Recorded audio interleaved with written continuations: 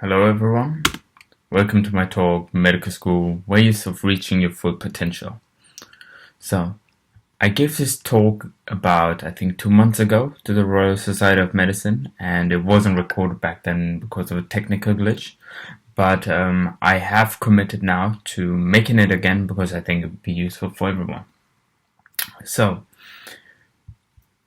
I thought about it a long time whether I should do this talk or not, simply because it's a very difficult question to answer. It's extremely subjective as well. What does potentially even mean, and what does making most of medical school even mean?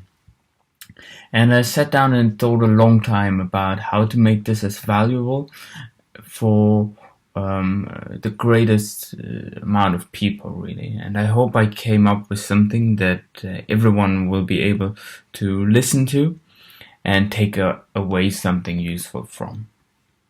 So I'll tell you something about myself first, because I think just it would help to understand sort of my journey through it all, to then give what I'm about to say some credibility, but also for you to understand, okay, what sort of inherent bias I am coming from, or what are my particular interests. It will shape the way you then interpret what I'm telling you as well. So basically, I started as a medical student at Imperial in 2016. Then I was trying to figure out in my first and second year what I really wanted to do. I was fascinated by the brain even going into medical school. So I was like, okay, let's explore this. I did an internship at King's College London on Alzheimer's and really enjoyed it.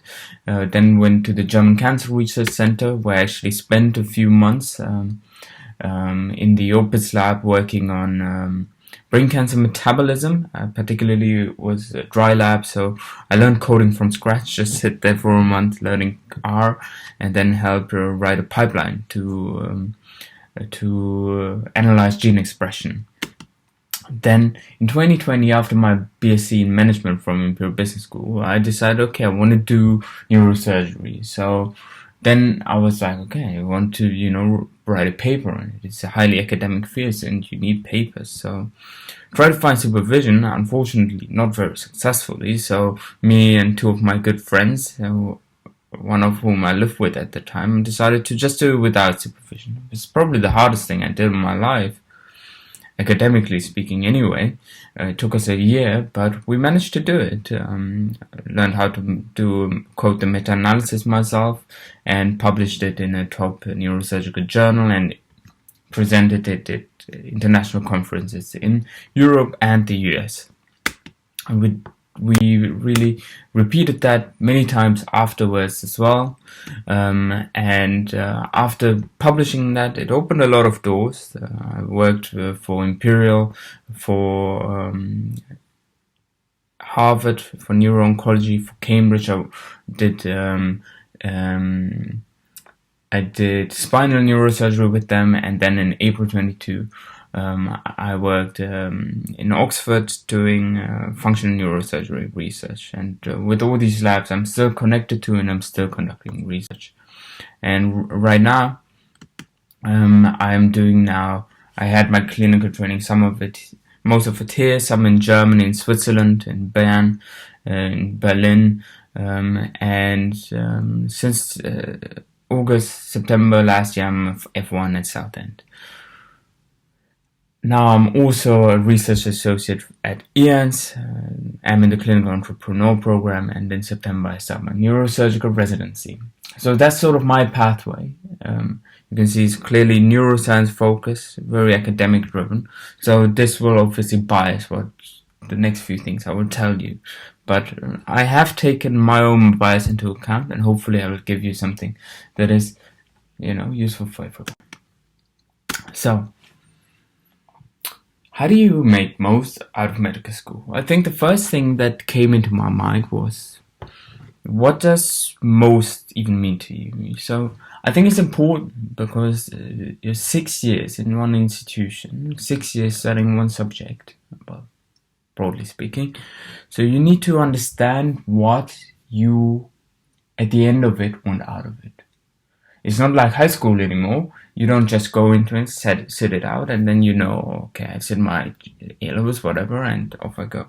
So 6 years between now 18 to 24, it's a very crucial period in your life, and I believe that just sit it out, pass exams. Sure, you can do that, but I think there will be at the end of it a void that you might not be able to fill unless you've actually taken the steps to avoid this void forming. By void, I mean a lack of meaningfulness.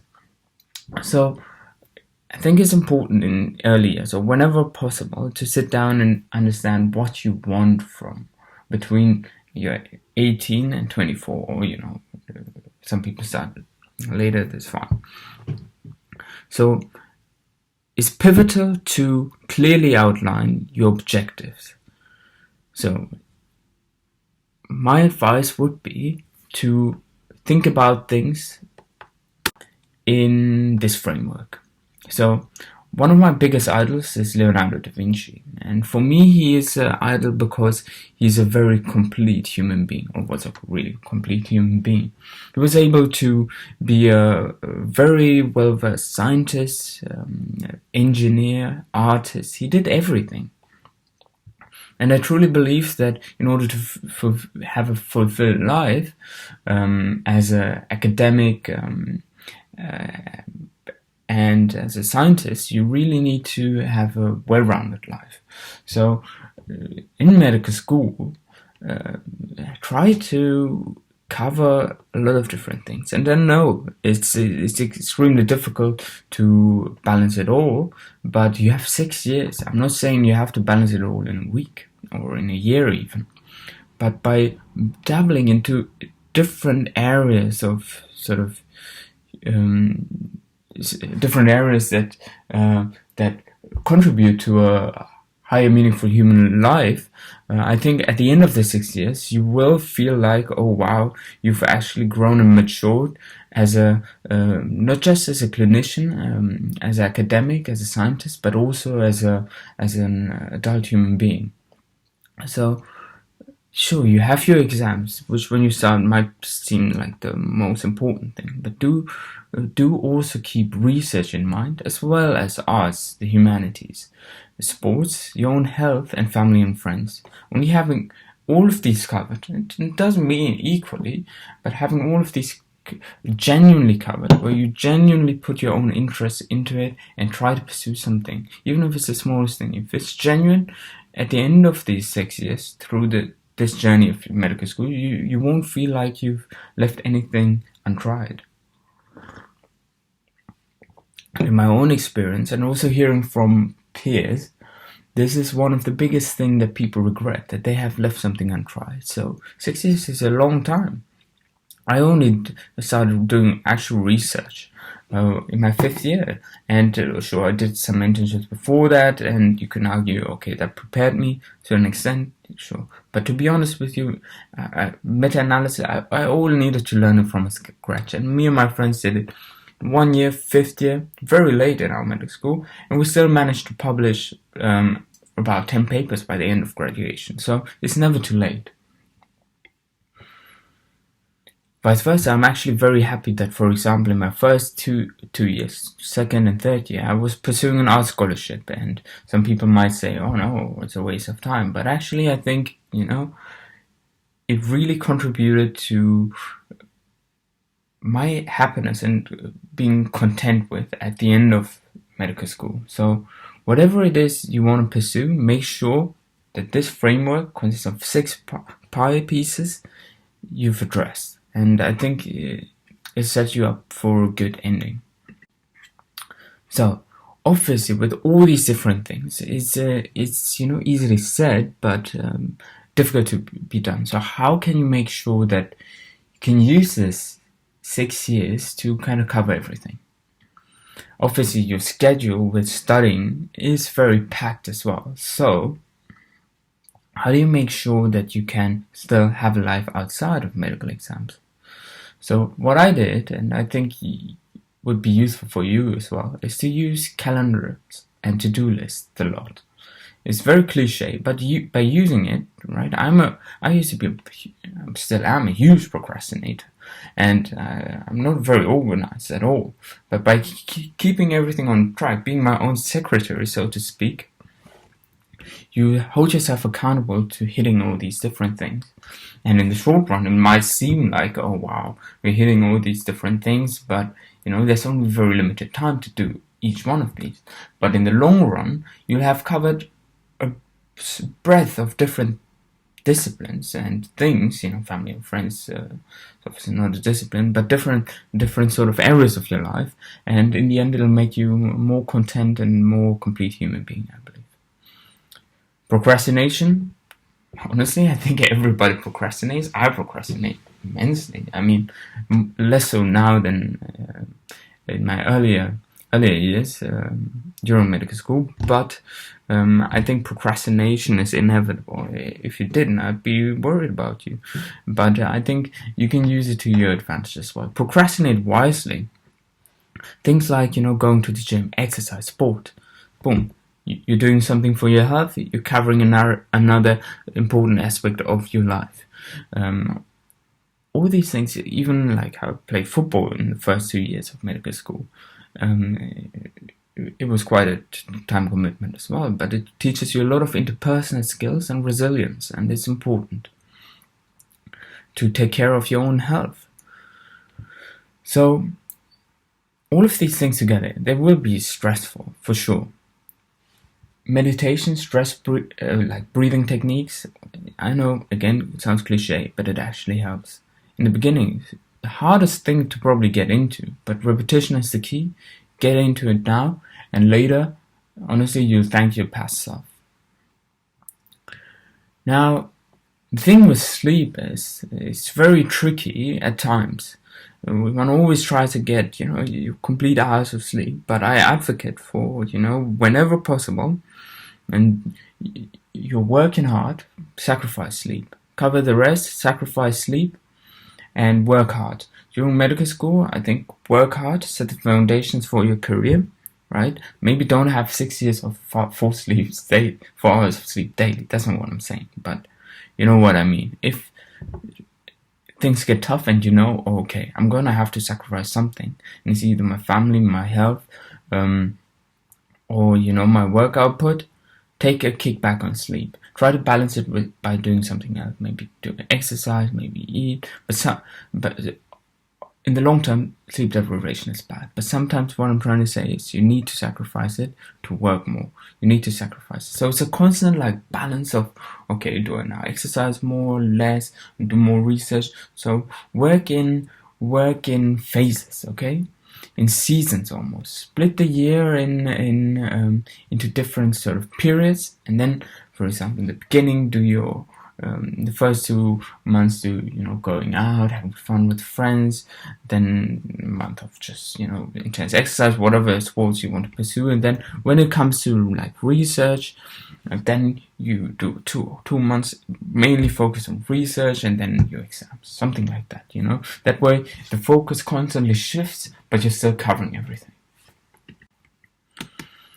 Now, the mantra I'd used in medical school to make most of it, right? Because it is a big time commitment and it's a big financial commitment as well.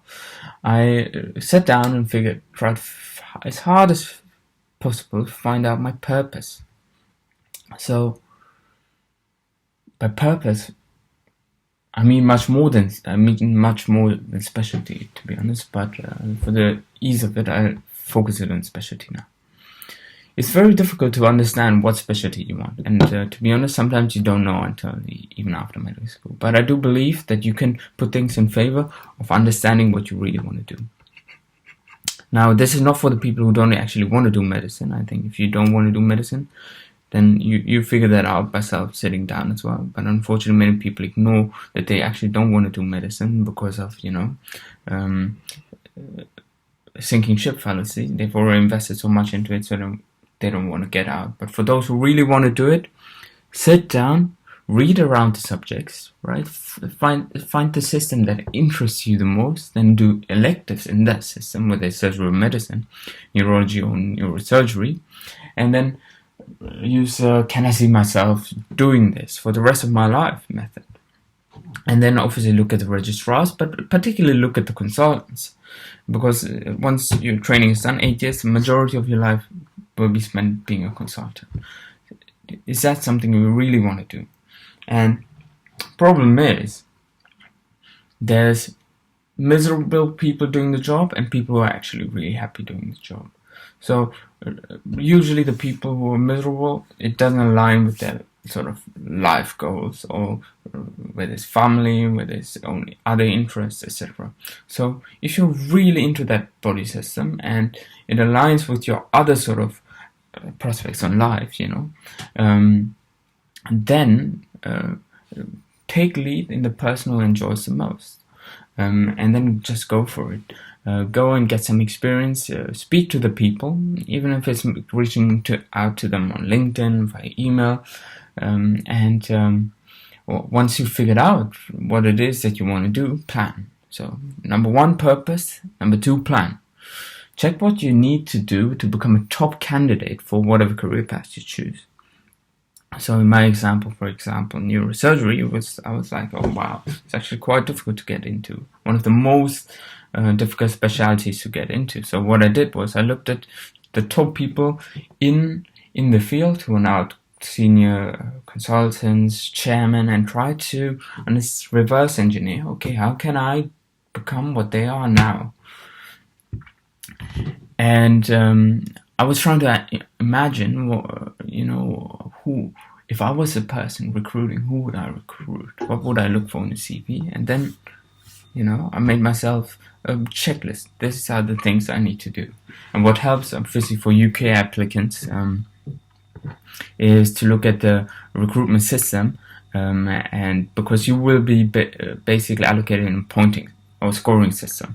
So do look at that, and then try to hit all those boxes during medical school. And the earlier you do it, obviously the more time you have to do it. Now, third, perform. Execute your plans. Timely, right? Because you never know what can happen in life, but without burning out. Rome wasn't built in one day, and neither will your ambitions, portfolio, etc. You have 6 years. It's a long time. It's plenty of time to get a proper good portfolio together. Actively approach mentors in real life and online, and try to continuously grow. So whenever you've hit all your check boxes, aim higher. Always aim higher. Always try to improve today's self. Now, perhaps the most difficult thing really in medical school is prioritizing. Obviously, I talked about sort of this big pie of different areas in your life to address. Right, so obviously prioritizing is quite difficult, but the way I see it, the daily structure of your life as a medical student should change with the academic season. So my days, it was like you start your year in September, October, and then you have your exams next year in June. A lot of time. So I would split it sort of like in the first 2 months I would have most of my fun, right? And then I would focus on whatever sports, just matter for a month or two, doing intensely that. Then I would focus it on research, and then I would cram it for my medical exams. That way I covered everything and I wasn't multitasking much. I think multitasking goes to the detriment of the quality of whatever single thing you are doing, and I think you should always do things, it's super cliche, but go full or go home, you need to be really focused on one thing as much as possible, or at least like 80%. Now, that way, at the end of the year, you will have covered everything. Now, in terms of clinical electives and things like that, I would say use your holidays wisely. Obviously, you want to travel, have fun, etc. But I do think that you can do that while still gaining something as a academic, as a clinician. By combining internships with holidays, you can get the best of both worlds. I did my internship, for example, in Switzerland, worked from 8 till 6, and then with my mates from work, we went into the mountain, jumped into icy rivers. It was unbelievable. And if you're really passionate about what you're doing, it's gonna leave you a lot more fulfilled, I think, than just a holiday on the beach. Now, I would say multitask the bare minimum. Like, even if you do multiple things, focus 80% of your time on what you're best at and what you're interested in the most, whether it's research or leadership. So, obviously, with the point scoring system, you have to kind of, play the game a bit, but don't start too many projects at the same time. Your output might be good, but your quality will be super low. So I would say put quality first, right? Don't just have one project, obviously, but in the beginning, focus on one thing first. Get it right. Get it really good. And then as you go, once you know what it takes to get a high quality project out, then the quantity will come with time. It's like learning a good, how to kick a ball properly. You need to learn one kick first a lot of times before you can then, go and do a lot of other things equally well. Now, with exams, some people might be like, oh, okay, why cram all the exams at the end? The thing is, first 2 years, I was basically just focused on exams. And I was like, oh, I want to get the distinction. I got the distinction. But then later, towards the end of my training, my medical school, I realized, actually, I came across the Pareto principle. So Pareto principle is the relationship between effort to result. And for me personally, for my neurosurgical training and for my sort of desire to become one of the best neurosurgeons in the world one day, I realized that I need to reallocate my time differently. The 80% time I spend on getting exams, right, getting that upper edge above my peers to get the distinction, it didn't really correlate with the outcome I was getting out of it. Sure, I get a distinction, but actually once you get towards and out of the distinction, it doesn't carry that much weight anymore.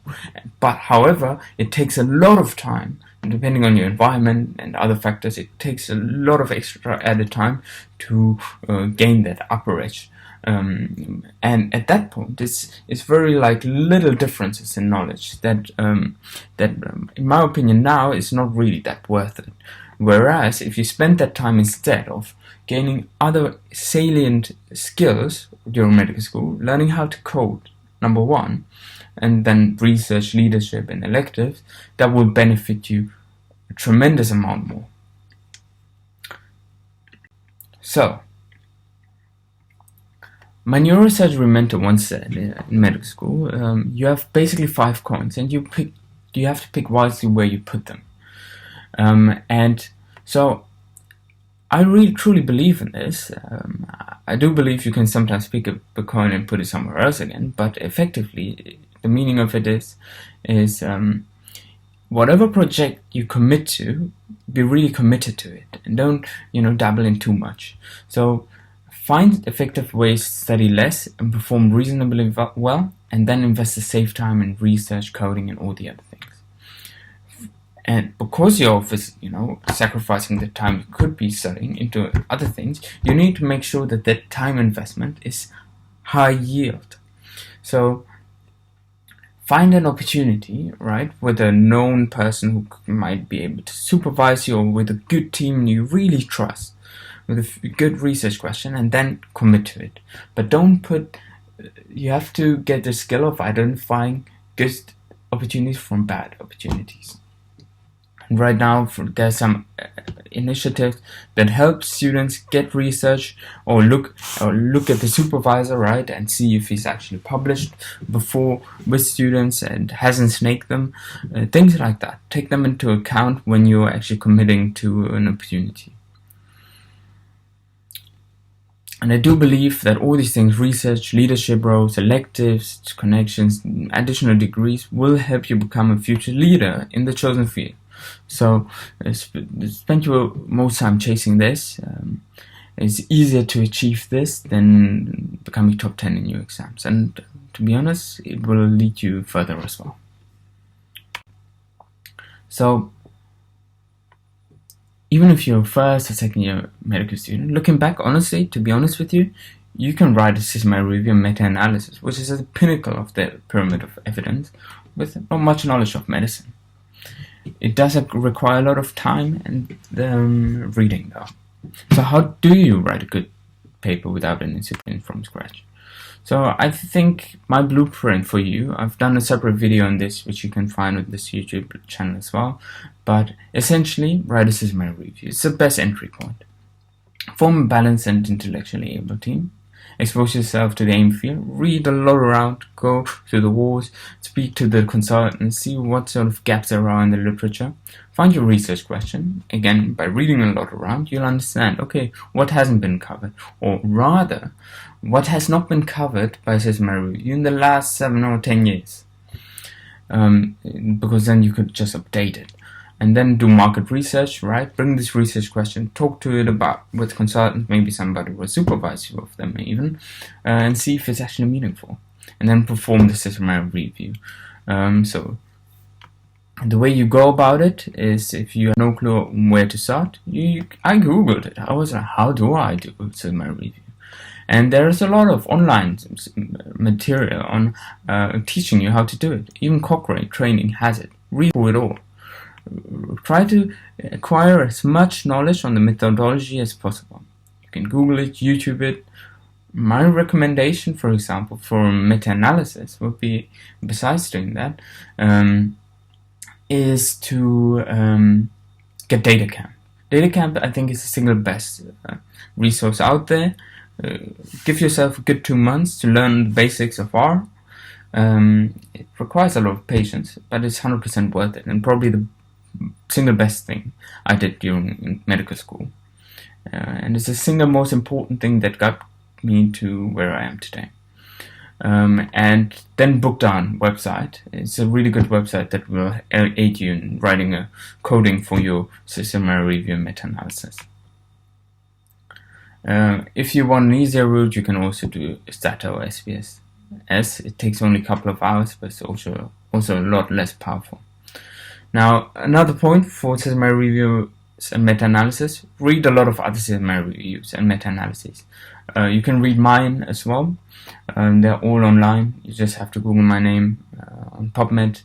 And I've actually published a lot of my code as well, often in the supplementary file, which you can then take and read to understand it from a meta-analysis point. But by reading a lot of methodologies from systematic review, you will understand what it takes to write one yourself. So,